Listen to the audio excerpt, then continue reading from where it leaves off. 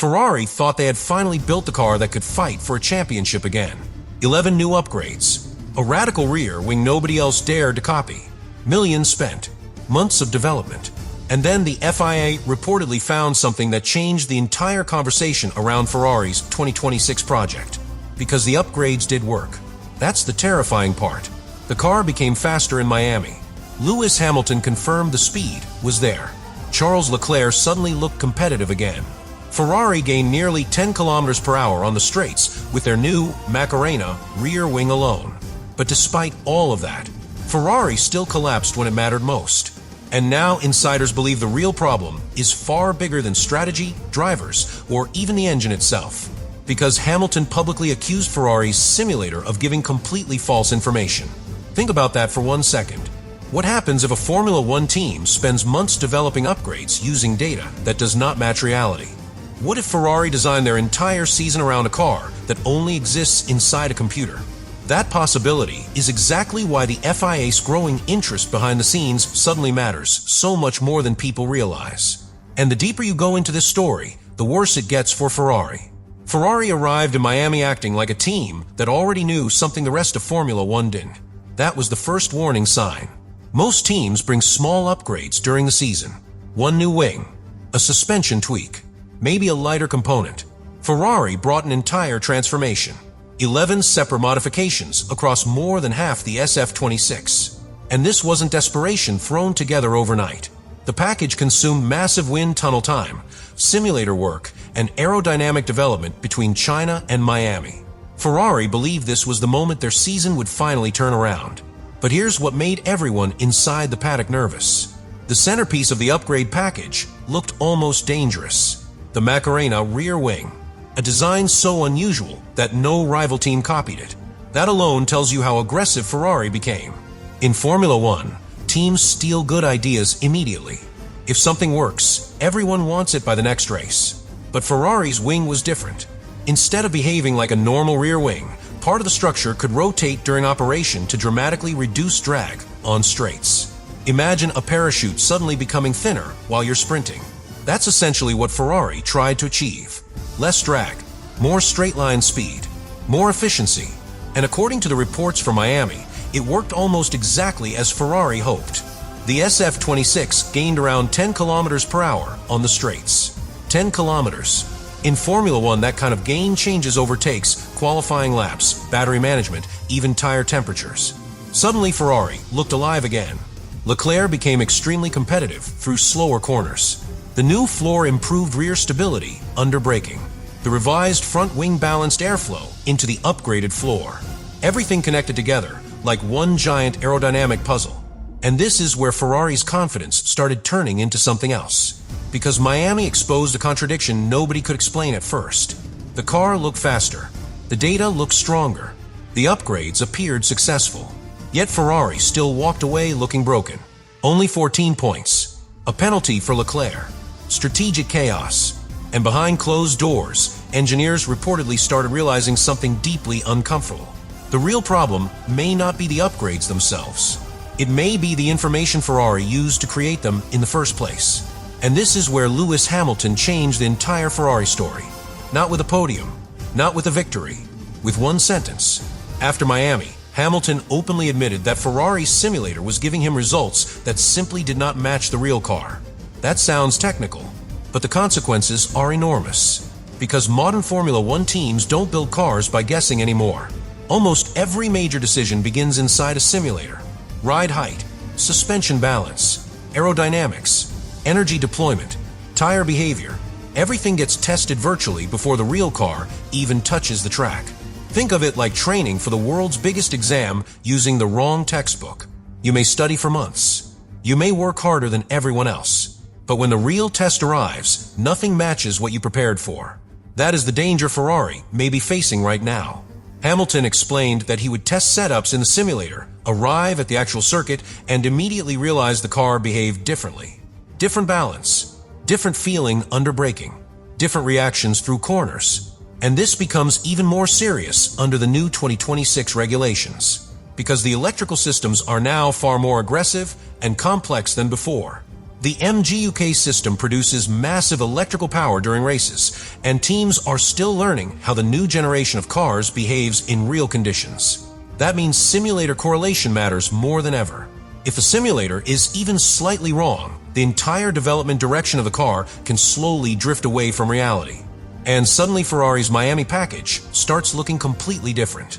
Because now the question is no longer, did the upgrades work? The question becomes, how much performance did Ferrari lose because their simulator misunderstood the car? That changes everything. The new floor may have been designed around incorrect aerodynamic assumptions. The rear suspension could have been optimized for behavior the real car never produces. Even the famous Macarena wing may not be reaching its full potential because Ferrari's virtual data does not properly match track conditions. And here's the scary part. This problem is almost invisible at first. A team can still improve. A car can still become faster. Drivers can still fight near the front. But little by little, development efficiency disappears. One wrong setup leads to another. One misleading test affects the next upgrade. One bad correlation cycle spreads through the entire project. It's like using a broken map during a long road trip. At the beginning, the mistake feels tiny.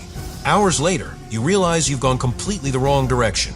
And insiders inside Formula One know something else that makes this situation even more uncomfortable for Ferrari. Hamilton came from Mercedes, a team famous for having one of the strongest simulator programs in the sport. So when Hamilton immediately started questioning Ferrari's simulator, people listened, because he could feel the difference. Leclerc adapted to Ferrari's system over years.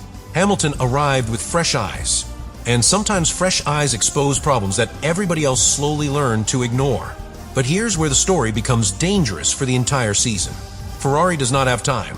Canada is next, and Canada may expose this problem even more brutally than Miami did. Canada should have been the race that finally proved Ferrari was back. That's what makes this so brutal. On paper, Montreal is almost perfect for the new SF26 package. Long straights, heavy braking zones, slow chicanes, rapid direction changes. Exactly the kind of circuit Ferrari targeted when developing the Miami upgrades. The Macarena rear wing becomes even more valuable there because the main straight in Canada is longer than Miami's, which means Ferrari's reported 10 km/h advantage has more time to build, more time to attack, more time to defend. And suddenly, one terrifying possibility starts emerging. What if Canada exposes that Ferrari's car is actually fast enough, but the team doesn't fully understand how to unlock it? Because this is no longer just about raw speed. It's about confidence. A Formula One team operates like a surgeon during an operation. Every movement must happen instantly and precisely. There's no time for doubt. But Ferrari now looks like a team second-guessing itself in real time. The simulator says one thing. The drivers feel another. The track data reveals something else entirely. And when that happens, panic quietly spreads through development. Not public panic, internal panic. The dangerous kind, because engineers stop trusting predictions. Setup changes become more conservative. Upgrade decisions slow down. Drivers lose confidence entering corners. And all of this starts affecting lap time in ways fans never even notice. That's why Miami felt so strange. Ferrari genuinely looked improved. The car was more stable. Straights looked stronger. Leclerc became competitive in sectors where Ferrari previously struggled. But somehow the overall picture still felt incomplete, like watching an athlete run faster while slowly losing balance. And now another layer of pressure is arriving, because Red Bull and McLaren are not standing still either. While Ferrari tries solving correlation issues, rival teams continue refining their own upgrades race after race. That's the hidden cruelty of Formula One development. You cannot pause. There's no timeout button, no week to reset mentally, no chance to freeze the championship while you fix internal problems. If Ferrari loses 1 month understanding their simulator, rivals gain 1 month improving performance. And the numbers already look dangerous. Reports from Miami suggested Ferrari still trails Mercedes significantly in pure engine performance. Some estimates place the gap around 3 to 4 tenths per lap from power unit performance alone. Now combine that with uncertain simulation data. Suddenly, every future Ferrari upgrade becomes a gamble. And here's where the story gets even more uncomfortable. The FIA's attention around Ferrari's aggressive aerodynamic concepts reportedly intensified precisely because the upgrades were so unusual. not because the documents confirm illegality. There's no verified evidence of cheating in the provided material. But Formula One remembers history. Whenever a team introduces radical aerodynamic movement, regulators immediately study the behavior closely, especially when flexible components, rotating geometries, and airflow manipulation enter the conversation.